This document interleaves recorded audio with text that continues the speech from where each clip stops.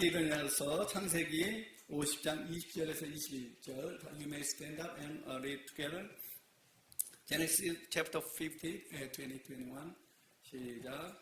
당신들은 나를 행하려 했으나 하나님은 그것을 선으로 바꾸사 오늘과 같이 만민의 생명을 구원하게 하시려 하셨나니 당신들은 두려워 마소서. 내가 당신들과 당신들의 자녀를 기다리다 하고 그들 간곡한 말로 위로하였더라. 아멘. 임했습니다. 제목은 복음은 하나됨이고 그 통로는 용서입니다. 즉 복음 받은 자의 삶은 하나됨에 있습니다. 그리고 그 통로는 용서입니다.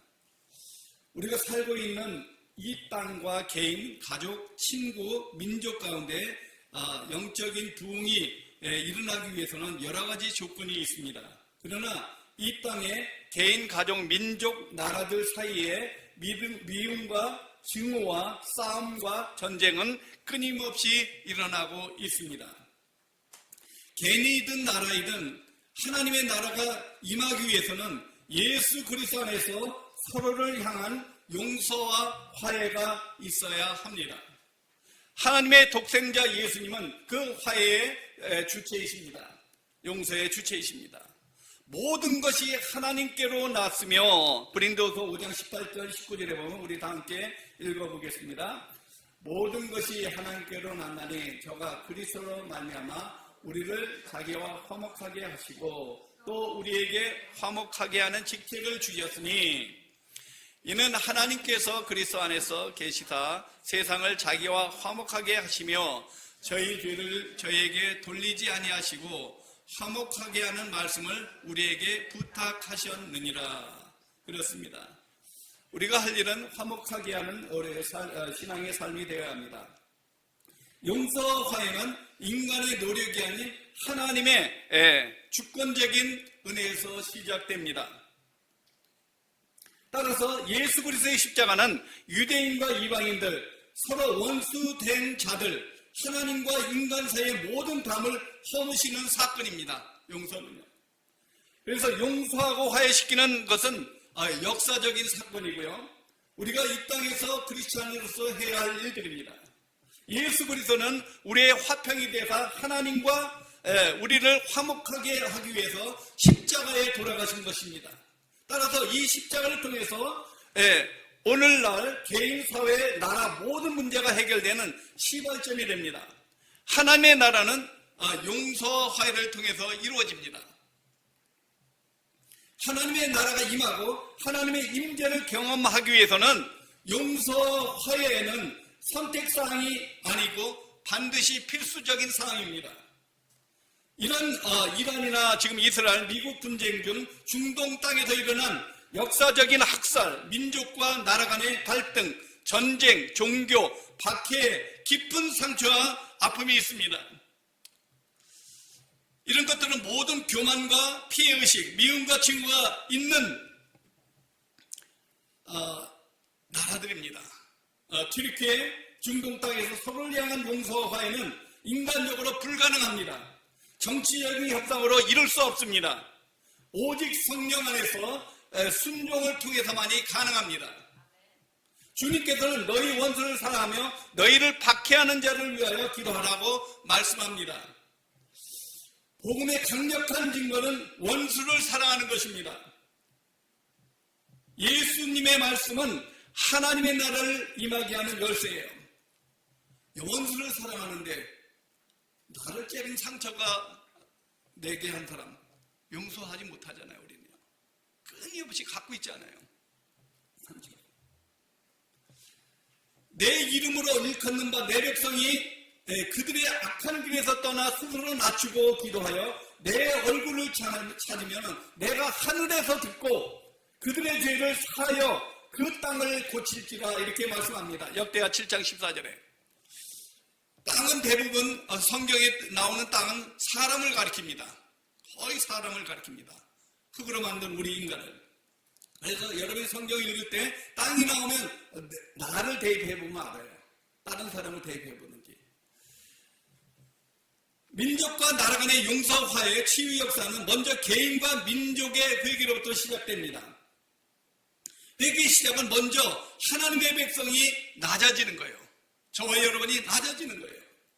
우리가 상대방을 무시하고 인정하지 않고 교만한 또 특정한 개인이나 민족을 향한 미움과 증오, 사회와 제도를 향한 분노와 복수, 그리고 종교적인 우월감에서 나오는 이런 가운데 있다면 우리는 용서할 수 없습니다.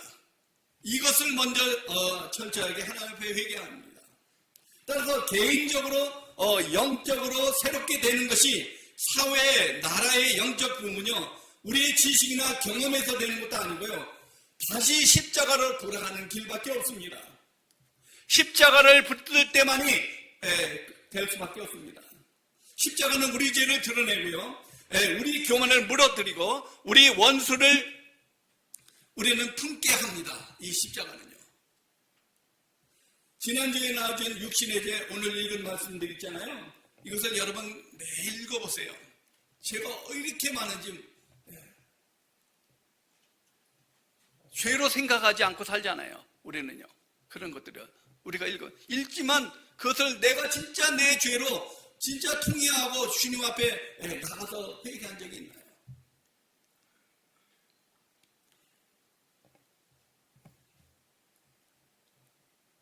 용서 화해를 통한 십자가의 사랑, 십자가의 은혜, 십자가의 능력으로 그 땅과 그 민족을 축복합니다. 하나님은요. 그래서 심령의 부흥을 일으킵니다. 부흥이 내가 능력을 행하고 영적인 길을 체험하고 이런 게 부흥이 아니에요. 그 땅과 민족 가운데 하나님의 은혜와 축복이 임하고 영적 대부흥이 일어나면 열방을 향한 축복의 통로가 열립니다. 은혜를 받으면 열방을 향한, 믿지 않는 영혼들을 향한 마음이 생기게 되는 거예요. 로마제 가운데 성령의 역사가 일어난 것처럼 오늘날 우리가 사는 땅에서 가운데 다시 한번 여러분의 마음속에 영적인 이 부흥이 일어나야 합니다. 그러나 하나님의 은혜와 축복이 쏟아질 것입니다. 이 이야기는 이 집사님이 사실 이야기입니다. 이분은 아버지에게도 학대와 구타 속에서 살아왔습니다. 그는 아버지를 도저히 용서할 수 없었습니다. 자기가 살아온 그 세월을 용서할 수 없습니다. 12년이라는 세월을 그렇게 지냈습니다. 그런데 예수를 믿고 목사의 자녀로 살아왔는데 기도하며 말씀을 읽을 때 마태복음 5장 44절, 46절의 말씀이 마음에 와닿은 거예요. 어느 날 12년 지난 어느 날 우리 다음에 읽겠습니다. 나는 너에게 이르노니 너희 원수를 사랑하며 너희 핍박하는 자를 위하여서 기도하라. 너희가 너희를 사랑하는 자를 사랑하면 무슨 상이 있으리요? 세리도 이와 같이 아니하느냐? 원수를 사랑하는데. 그래서 나는 너에게 이르노니 너희 원수를 사랑하며 핍박하는 자를 위해서 기도하라. 이 말씀이 그동안도 많이 읽은 말씀이에요. 그런데 12년 어느 날 그것이 마음에 와닿았어요. 그래서 남편이 다시 데리러 왔는데 따라갑니다. 그런 후 그 집의 시어머니가 예수를 믿고요. 권사님이 또 예수를 믿게 되고, 죄송합니다. 권사님이 됐고요. 아버지도 예수 믿게 됐어요. 용서할 수 없었는데 하나님의 말씀을 믿고 따라갔더니 용서할 수 있어요. 자기 자신은 도저히 용서할 수가 없었어요. 그 상처, 아픔. 그래서 그 가정이 복음으로 하나가 되었습니다. 아름다운 믿음의 가정이 되었습니다. 형편과 처지는 다르지만 요셉도 똑같은 상황이었잖아요. 그죠?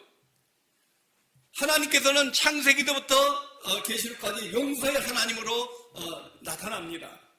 하나님께서 창조한 사람이 불순종하고 하나님을 불신하여 사단에 속아서 넘어서 자신의 뜻대로 선악을 알게 하는 나무 실과를 따먹었습니다. 그래서 하나님과 단절되고 하나님을 떠나게 되었습니다. 그때 하나님께서는 아담에게 용서하시기 위해서 그를 부르십니다. 아담아, 내가 어디 있느냐? 아담이라는 것은 사람이라는 뜻이잖아요. 사람아, 너가 어디 있느냐? 여러분 이름을 넣고 한번 불러보세요. 동선아, 어디 있느냐? 해보세요. 여러분 이름을 넣고 한번. 지금 어디 있느냐?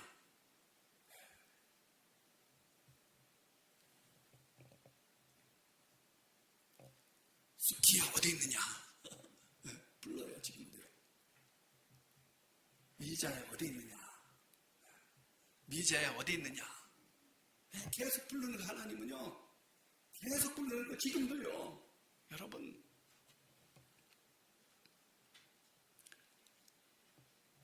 그 용서의 말씀을 언약으로 주십니다. 창세기 3장 15절. 내가 너희로 여자와 원수가 되고, 우리 한번 읽어였습니다. 내가 너로 여자와 원수가 되게 하고 너희 후손도 여자의 후손과 원수가 되게 하리니 여자의 후손은 내 머리를 상하게 할 것이요 너는 그의 발꿈치를 상하게 할 것이니라 하시고. 최초의 복음이죠. 하나님이 주신 복음이에요. 이후로 하나님께서는 저와 여러분 같은 사람을 용서하시기를 원하십니다. 어떤 죄악을 지은 사람도 용서하실 수 있습니다. 오늘 창세기에 나오는 요셉은 용서를 대표하는 구약의 인물입니다. 예수 그리스도의 용서를 예표하고 있기도 합니다. 자기를 죽이려 했던 배다른 형제, 그리고 노예를 팔았던 형제들 용서하는 것입니다. 저는 이 장면을 읽을 때마다 감동이 돼요. 장면을 생각할 때마다 예수 그리스도께서 나 같은 죄인을 용서하시고 돌아가셨다는 것, 하나님의 자녀로 삼아 주셨다는 거 너무 감사한 거예요. 요셉이 노예로 팔려갈 때의 나이가 17세였습니다.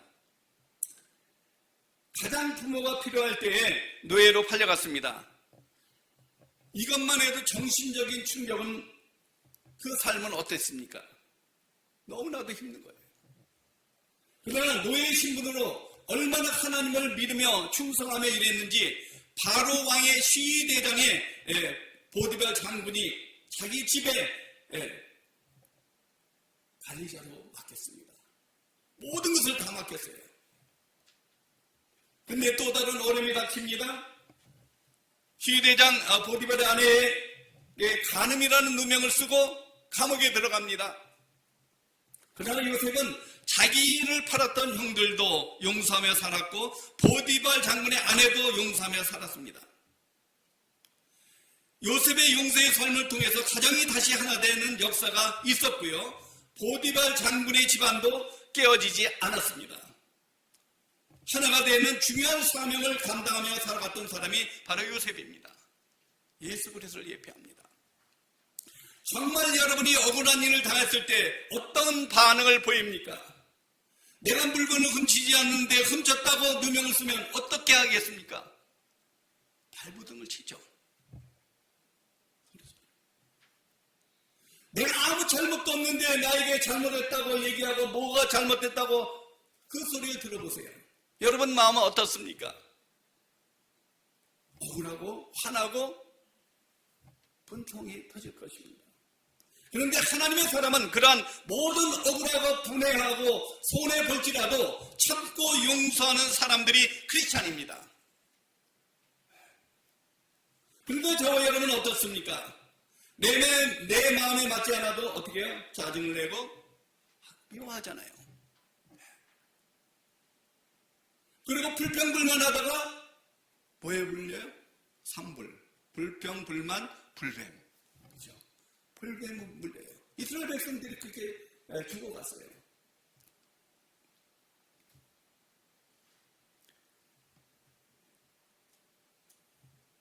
그러다가 영혼이 서서히 침울해 죽습니다. 금방 안 죽잖아요. 불뱀에 물리면요. 서서히 죽어가죠. 이때 하나님께서 하실 일을 있다는 사실을 알고 참고 기다리면 하나님께서 놀라운 은혜를 경험하게 됩니다. 인내, 참고 견디는. 최초로 기독교인이라고 불렸던 터키 안디옥에서, 지금 튀르키예죠, 300마일 떨어진 말리티아 도시에서 일어난 일입니다. 이 사진은 기독교 신문에도 나왔습니다. 제가 2010년인가 그때 한번 말씀드린 것 같아요. 이 사건은 2007년 4월에 수요일 아침입니다. 독일 선교사 부인과 세 아이의 아버지로 46세인 틸만, 그리고 캐스케 네자 아이든, 또 목사님, 또 우루 6세 전도자, 이름은 튀르키예니까 잘 모르겠는데요. 성경 공부를 하고 있는데 10명의 청년들이 칼과 총을 들고 침입합니다. 그리고 다 묶어놓습니다. 그리고 선교사님들을 3시간 이상 고문하고요. 틸만 선교사님은 156번의 칼에 찔립니다. 네타지는 99번에 찔리고요. 그리고 같이 성경 공부하던 성도들은요, 수없이 칼로 찔립니다. 그리고 손, 귀, 팔, 코 다 잘릅니다. 이를 보고도 예수님을 부인하지 않고 한 사람 한 사람 했을 거 아니에요. 부인하지 않고 다 순교했습니다. 이 극자 무슬림들은 너무너무 차이는 납니다. 사로로 안 봅니다. 그들은요. 사회주의가 그래요. 공산주의가 그래요. 동물로 보기 때문에 그런 악행을 저지르는 거예요. 이 사건 후에 텔레비전 회전에서 틸만 선교사 부인 수잔나 틸만은 이렇게 말합니다. 자기 남편과 동료를 죽인 그들을 용서합니다. 그렇게 잔인무도하게 죽였는데 용서한다는 거예요. 저들은 저들이 하는 일을 알지 못한 것이라고 말합니다. 원수를 갚는 것을 원치 않는다고 용서의 말을 합니다. 그것도 TV에서요.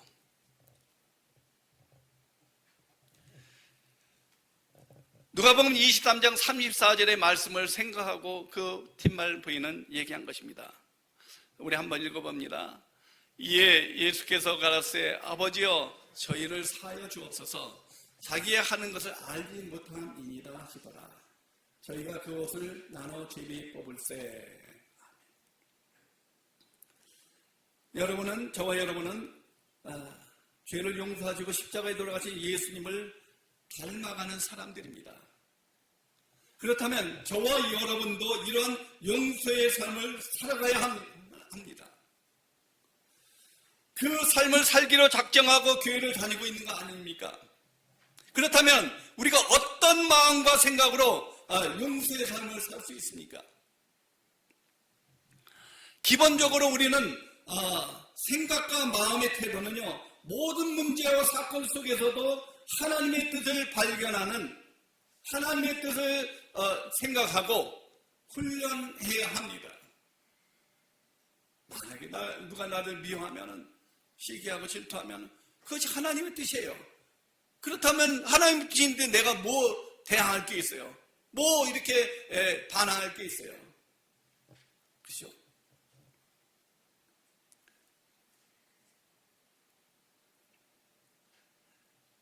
믿음의 사람들은 고통과 상처가 있으면 더 성숙하게 됩니다.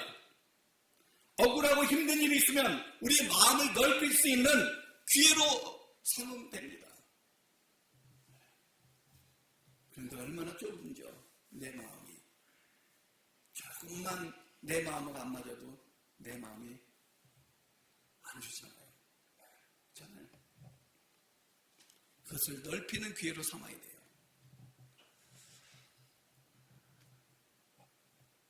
그러므로 어떤 사건의 문제 속에 있을 때 그 어려움과 아픔과 고통 속에서 하나님의 뜻을, 하나님의 목적을 발견할 수 있는 것은 굉장히 큰 중요한 일입니다. 이것이 용서하는 데 아주 중요한 열쇠가 됩니다. 저와 여러분에게 일어난 사건이나 일들은 절대 우연으로 일어난 일이 없습니다. 요셉은 자기가 형제들에게 팔려서 노예로 팔려갔을 때 무섭기도 하고 복수심에 찼을지도 모릅니다.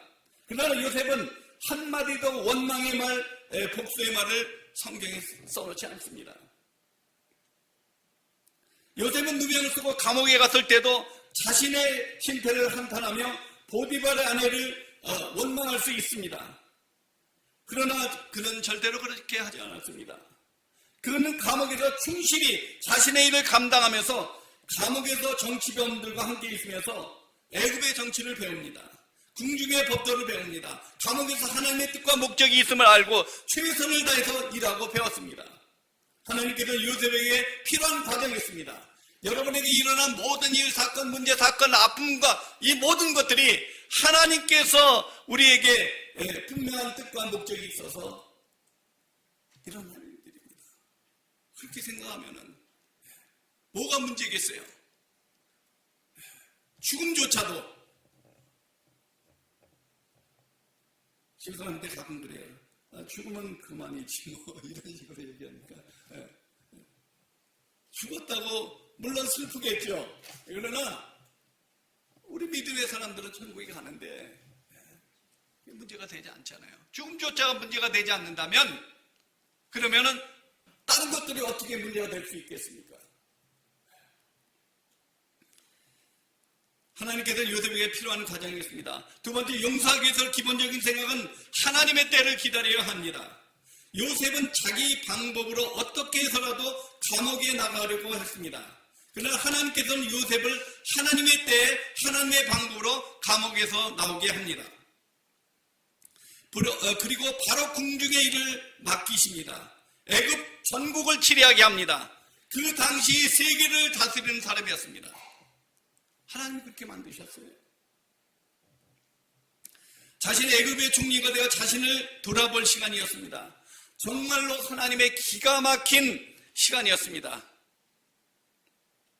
하나님의 기가 막힌 은혜였습니다. 하나님의 방법이었습니다. 하나님의 때에 하나님께서 요셉을 세우셨습니다.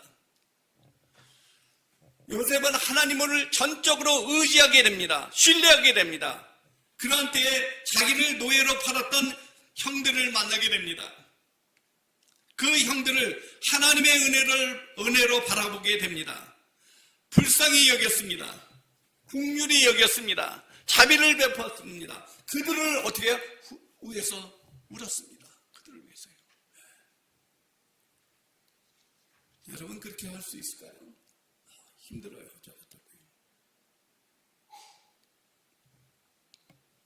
요셉은 그들을 완전히 용서해 주었습니다. 형제가 하나가 되었습니다. 가족이 모두 다시 하나가 되어 살아갑니다. 용서는 하나 되게 하는 것입니다. 모든 고난 아픔과 상처 속에서 하나님의 뜻을 발견하고 하나님을 경험하고 하나님의 때를 기다리면 하나님의 인도와 사랑을 경험하게 되어 있습니다. 그 경험한 사람만이, 체험한 사람만이 용서할 수 있습니다. 마지막으로 용서하기 위해서는 기본적이고 중요한 것은 용서의 말을 자기 입술로 고백할 때 참된 용서가 시작이 됩니다. 입술로 고백할 때.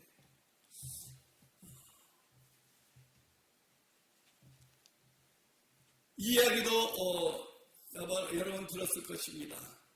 책에 나오는 얘기인데요. 주명수 목사님, 변호사예요. 주명수. 대학교에 입학할 때까지 어머니 얼굴을 몰랐습니다. 대학을 입학한 후 수소문화에서 어머니를 찾게 되었습니다. 그 당시 보고 싶어서 찾은 게 아니라 도대체 어떻게 생긴 분이라 아들을 버렸는가 하는 그런 마음에 찾았다고 합니다. 그런데 처음 만났는데 정말 자기와 닮은 거예요. 너무나 닮은 거예요. 어머니는 그 아들을 보고 울었습니다. 그러나 주명수 목사님은 눈물이 나지 않았습니다. 울지 않았습니다. 주명수 목사님 마음에 미움이 너무 오래되어서 무관심으로 변했기 때문입니다. 그렇게 만나고 세월이 흘렀습니다. 그리고 미국에서 그분은 변호사를 했어요. 미국에서 변호사 일을 하고 이제 한국에 가서 개업하는데 신문을 냈는데 어머니가 그 신문 광고를 보고 다시 찾아오신 거예요. 그리고 그때 진지한 얘기를 어머니와 처음을 하게 됩니다. 그러면서 어머니가 그러는 거야. 너는 내가 너를 키우지 못한 것에 대해서 자신이 나를 원망하고 살았겠지만 나는 어머니로서 자식을 키우지 못한 사실에 가슴을 품고 평생을 고통 가운데 살아왔으며 앞으로도 그렇게 살 것이다. 이렇게 얘기를 하는 거예요. 그러니 자기 자식을 버리고 그 버린 마음에 그 평생을 품고 살아가야 된다는 거예요. 그 말씀을 듣는데 그 당시는 몰랐는데 집에 가서 생각해 보니까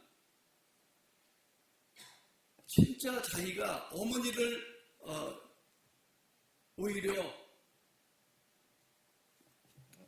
피해자로 만든 거예요.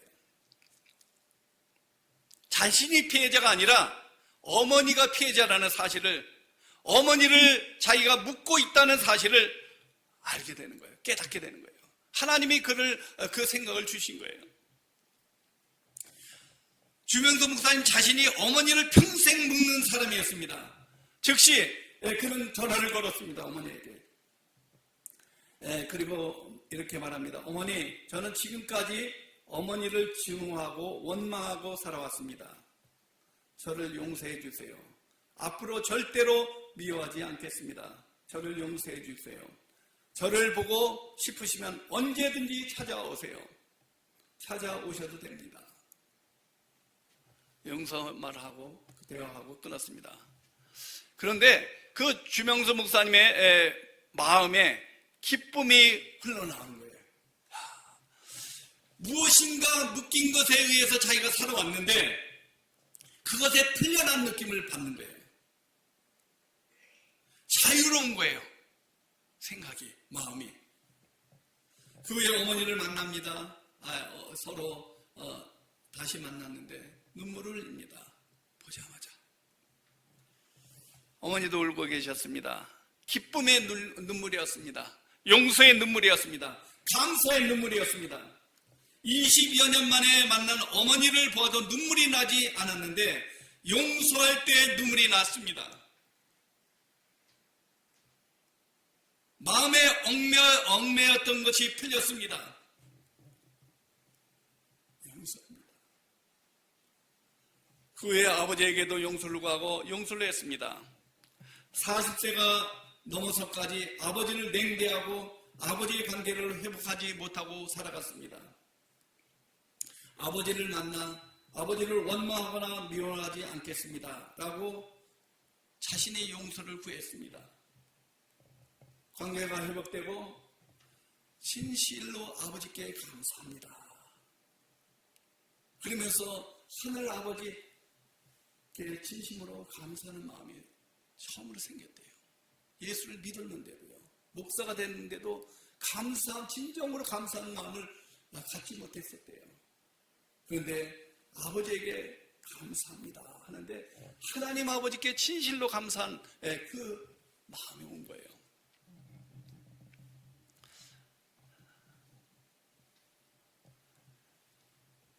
그래서 그는 뜨는 태양을 보고도 감사하고요. 지는 해들을 보고도 감사하고요. 용서의 말을 했다는 것이 너무너무 감사한 거예요. 자기가. 모든 것이 회복이 된 겁니다. 자식과 부모의 관계가 회복이 되었습니다. 가족이 하나가 되었습니다. 하나가 되기 위해서는 용서는 필수적인 것입니다. 용서 없이 부부가, 가정이, 친구 관계가, 이웃이 절대로 진정으로 하나 될 수 없습니다. 하나 되지 않는 부부, 가정 절대로 행복할 수 없습니다. 끊임없이 문제를 사건이 일어나고요. 아무 낙이 없이 살아가게 됩니다. 용서 없이요. 이 말씀은 용서의 만을 전할 때마다 드리는데요. 마지막으로 오늘 얘기가 많은데요. 저희 교회에 나오셨던 분입니다. 몇 번 들었을 거예요. 안 드신 분들을 위해서 다시 한번 말씀드립니다. 남편은 PA로 스카넷 암병동에서 일하던 분이었습니다. 하루는 그 남편이 전화 온 거예요. 자기 분이 이제 죽을 날이 얼마 남지 않았다는 것입니다. 그동안은 교회 안 나왔었어요. 남편이 암 환자들의 죽기 전에 나타나는 증상이 7가지가 있다고 합니다. 그 증상이 오늘은 며칠인지 모르고 아침 저녁을 분간하지 못합니다. 불안해하고 정신이 오락합니다. 그 증상이 다 있는 거예요. 자기 부인에게. 그래서 집에 가보았습니다. 그랬더니 큰 화분을요 자기 식탁 위에 딱 세우는 거예요. 뽑아갖고 그거예요. 정신이 왔다 갔다 하고요. 우리 갔는데도 가만히 앉아있지 않는 거 왔다 갔다 하고 있는 거예요. 그 다음날 갔더니 중환자실에 바로 입원시킵니다. 중환자실에 갔더니 손발을 다 묶어놨더라고요. 이게 의식 없이 누워 있었습니다. 그래서 집사람하고 저 찬송하고 말씀을 읽어주고 기도해주고 나왔습니다. 뭐 의식 없는 상태인데 그럼에도 불구하고 그랬는데요. 그 다음날 갔더니 중환자실에서 바로 일반 병실로 옮겼어요. 가서 기도해주고 그 다음날 퇴원해서 집에 갔습니다. 그때부터 이제 매일 가서 그 집에 가서 말씀을 이렇게 증거했습니다. 영양식을 먹이고요. 집사람은 하루에 뭐 2-3가지 반찬을 해서 육의 양식을 먹이고요. 14일 정도 됐는데요. 그때 용서의 말씀을 전했습니다. 그랬더니 그날 밤에 남편을 용서한다고 고백합니다. 자신이 힘들게 했던 것을 용서했습니다. 용서를 구했습니다. 그러면서 그때 자신의 이야기를 시작합니다. 자신은 한국에 있는 형제 부모를 위해서 돈을 벌어서 고생하며 보냈다고 합니다. 그리고 자신이 버는 돈으로 남편을 공부시켰습니다. 그래서 PA까지 만들었습니다. 그러는 중에 한국에 있는 여동생을 초청해서 같이 살게 되었습니다. 그런데 남편이 여동생과 바람을 피운 거예요. 둘이 바람을 피우다가 차 사고가 납니다. 남편은 중상이 돼서 거의 죽을 지경이고요. 여동생은 다행히 조금 다쳤어요. 근데 이분이 남편을 지극정성 그럼에도 불구하고 간호를 합니다. 살리고 지팡이 짚고 걸을 정도로 회복을 시켜놓습니다. 사고로 인해서 두 사람은 정리되고 동생은 다른 주로 이사하게 됩니다. 그리고 사모가 되었다고 하는데요. 하여튼 그 남편은 정상적으로 살아가게 되었습니다. 그런데 얼마 후에 웬 미국 남자친구를 소개하는 것이었습니다. 그런가 보다 했더니 느낌이 이상해서 충분해 봤더니 서로 사귀는 거예요. 누구한테 얘기를 못하고 몇 년을 그것을 혼자 잠 자지도 못하고요. 수많은 세월을 보냅니다. 매일 수면제와 진통제를 먹으면서 살아갔습니다. 그래서 몸은 매일매일 말라가고 다 죽어가게 된 것입니다. 남편을 용서하고나부터 잠을 잘 자게 되고요. 몸이 좋아집니다. 키가 165가 그 정도 크더라고요. 키가 큰 편이에요. 여자치고요. 그런데 100파운드도 안 나갔었어요. 100파운드도. 그러니까 거의 다 죽게 된 거예요. 그 후로 이제 용서한 후 정상적인 몸무게를 유지하고 지금은 템플에 살다가 킬린으로 이사 갔다고 합니다. 그런데 중요한 것은 용서를 해서 병 고침을 받았다 할지라도 믿음을 지켜나가지 않으면 이 땅에서의 삶은 세상의 사람들보다 더 어렵게 삽니다. 비참하게 삽니다. 용서하고 계속적으로 용서의 말을 하고 용서하는 삶을 살고 간증하며 살아가야 합니다. 사랑하는 여러분, 복음을 받고 살아가시는 모두가 하나 되기 위해서는 용서의 삶이 있어야 합니다. 우리는 계속적으로 용서의 말을 하고 예수 그리스도의 용서를 간증하며 살아가야 합니다. 아름다운 용서의 삶을 위해서는 우리가 기본적으로 모든 일과 사건과 고통과 아픔 속에서 하나님의 뜻이 있다는 사실을 발견해야 합니다.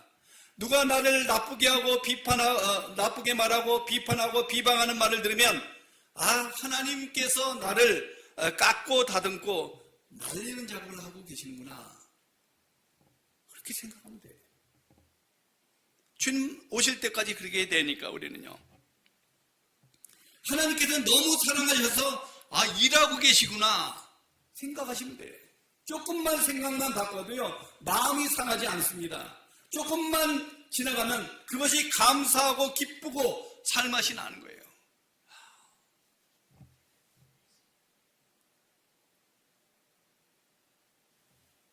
나쁘게 말하고 비판하고 비방하는 사람이 먼저 서서히 썩어갑니다. 만물보다 거짓되고 심히 부패한 것은 사람의 마음이라고 성경은 분명히 말씀하고 있습니다. 그리고 그 입이 부정한 입이 되고 삶에서 부정적이고 나쁜 일들이 일어나는 것을 보게 됩니다. 아내가 남편이 마음을 상하게 하거나 기분이 나쁘게 할 때도 마찬가지입니다. 나를 깎고 있구나, 나를 다듬고 있구나 라고 생각하면 됩니다.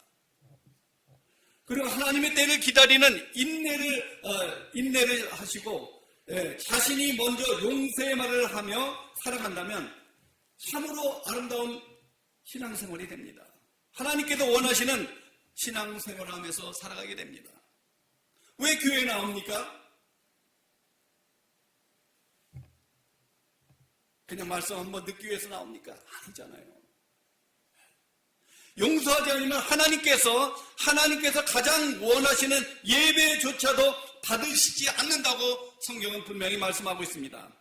용서하지 않고 기도하고 찬양하고 말씀 암기를 해도 그것이 자신에게 전혀 유익이 되지 않습니다. 오히려 자신이 더 아프십니다. 예수님께서는요, 가장 심하게 책망하고 저주했던 것이 누구입니까? 서기관과 바리새인들입니다. 말씀을 완전히 암기하고 하나님만 경외하는 사람들이었는데 금식하고 11조 내고 다 했는데 예수님께서 가장 책망했어요. 마태복음 6장 14절 15절 우리 한번 읽어봅니다. 너희가 사람의 잘못을 용서하면 너희 하늘 아버지께서도 너희 잘못을 용서하시려니와 너희가 사람의 잘못을 용서하지 아니하면 너희 아버지께서도 너희 잘못을 용서하지 아니하시리라. 내가 기분이 나쁘고 마음이 상했다고 다른 사람에 대해서, 특히 교회에 대해서 그 상태를 계속 유지하고 있으면 자신에게 조금도 유익이 없습니다. 자신이 살아가는데, 신앙생활하는데 전혀 유익이 되지 못합니다. 믿음도 퇴보하지 절대로 전진할 수 없습니다. 여러분 가만히 있어 보세요. 인간은요, 타락입니다. 근데 믿음이 있다고요? 아니에요. 신앙생활 오래 했다고 믿음이 자라나요? 아니에요. 내가 용서하지 않고 용서받지 않는 상태에서 하나님께서 원하시는 일을 해도, 하나님의 선교 전도를 해도 그조차도 제대로 할 수 없습니다. 절대로. 그래서 모든 것을 하기 전에 용서받고 용서해 줘야 합니다. 그 마음이 없는 상태에서 하는 모든 것은요, 모래 위에 쌓는 것과 똑같습니다. 교회에서 봉사헌신하고 내가 가진 재능과 달란트를 다 드린다 해도 용서함이 없는 모든 것은 마치 물거품과 같습니다. 그러나 진실로 구원의 감격과 기쁨이 있는 사람은 내가 예수 그리스도의 피로 용서함을 받고 날마다 피의 공로에 의지하여 살아가게 됩니다. 그것은 무슨 말씀이냐? 끊임없이 내 죄를 회개하며 살아가야 합니다. 가장 중요한 죄를 회개할 것이 뭐냐면 내 중심으로 살아온 모든 것이 죄라는 사실을 알고 날마다 내 중심적으로 살아온 생각, 마음, 이것들을 회개합니다. 예수 그리스도의 피로 씻겨달라고. 그러면 김영도 목사처럼 마음에 진정한 평강과 기쁨이 넘치고요, 자신에게서 해방되는 삶을 살게 됩니다. 다른 사람과 막힘이 없이 성도의 교제가 이루어집니다. 하나님과의 교제도 자연스러워집니다. 깊어집니다. 그래서 틸만 선교사의 부인의 수잔 틸만처럼 용서의 말을 하고 다시 그분은 터키 선교사로, 튀르키예 선교사로 갔습니다. 그곳에서 계속 선교사역을 합니다.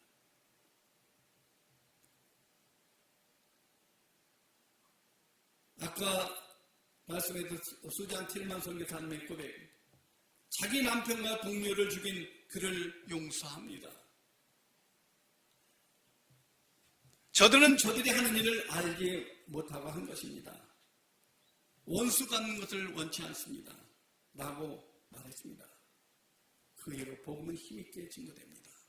그 지역에 있는 사람들이, 많은 사람들이 주께로 돌아옵니다. 이때부터 복음은 진정으로 전해지게 됩니다. 그렇지 않으면 복음은 가려져서 이웃에게 복음을 전할 수 없습니다. 뿐만 아니라 자신도 복음의 빛을 발할 수 없습니다.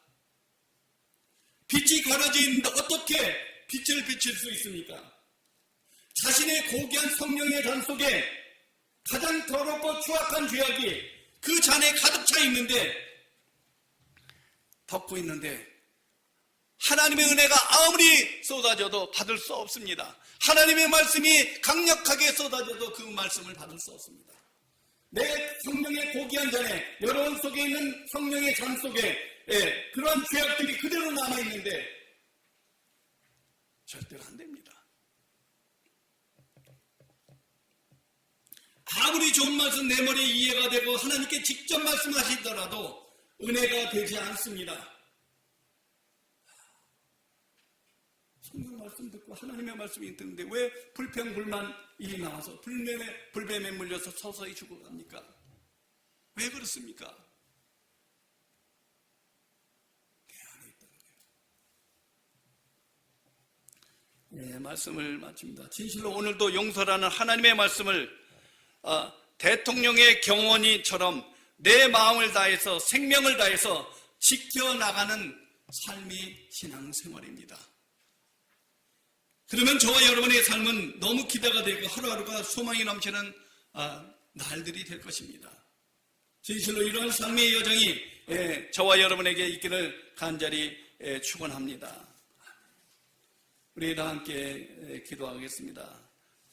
저 무거운 말씀이지만 이 말씀은 꼭 무엇보다도 제일 먼저 지켜야 할 말씀입니다. 그렇지 않고서는 기도 아무리 해도 소용없습니다. 예배 아무리 드려도 소용없습니다. 내 마음에 미워하는 사람, 미워하는 것은 벌써 살인했다고 그랬는데 내 삶의 주인이 되어서 내가 내 마음대로, 내 생각대로, 내 경험대로, 내 방법대로, 내 이론대로 해온 삶 너무 많잖아요. 하루하루가. 그것을 해결하지 않고 나는 아무 소용없습니다.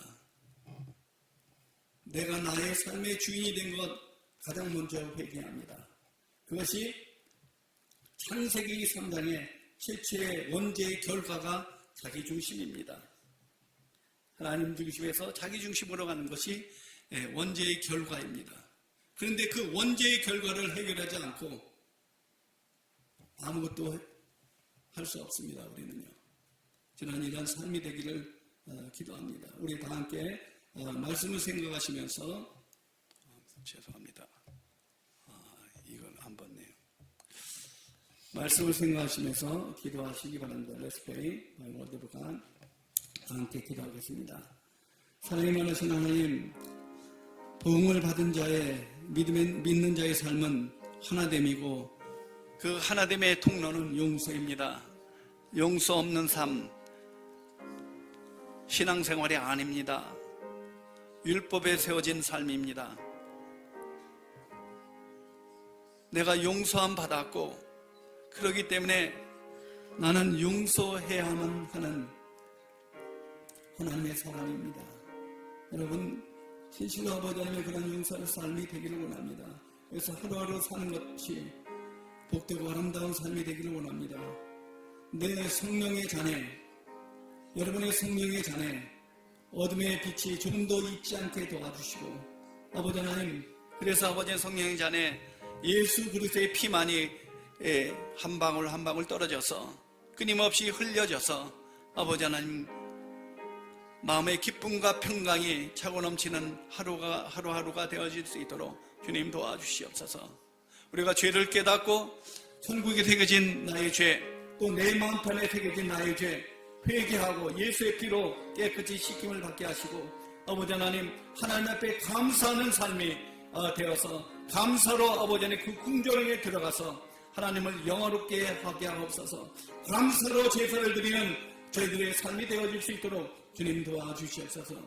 주신 하나님 감사합니다. 우리 주 예수 그리스도의 이름으로 감사하며 기도하옵나이다. 아멘.